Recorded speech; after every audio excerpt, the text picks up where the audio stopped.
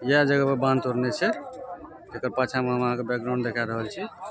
देखो ये लगभग 500 मीटर तक तोड़ने से ई बांध और ई वीडियो हम देखाब अहाँ के कते दूर तोड़ने है केना केना की सब स्थिति है। तो यह जगह पर तोड़ने से लगभग 500 मीटर तोड़ने से ई लगभग हर वक्त जे छै से अहाँ के जे छै से 200 400 500 आदमी के भीड़ एठमा लागले रहे छै। अहाँ के देखैटा खाली अथी देखे का घर सब के स्थिति देखिए कते अंदर में धसल छै। ई घर सब सबटा सना गेल छै अंदर। अहाँ के लाइट देखाइत है तो गाय बनाय छलिए ई सब सबटा चलि गेल छै अंदर।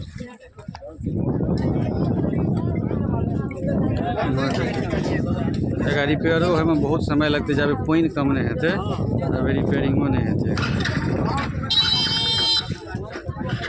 देखिए की स्थिति है पूरा घर सब गेल छै। कोसी आबि रहल है उम्हर आ ओहो में एकटा बच्चा देख बच्चा ओतक धोई रहल है बर्तन एहन स्थिति में।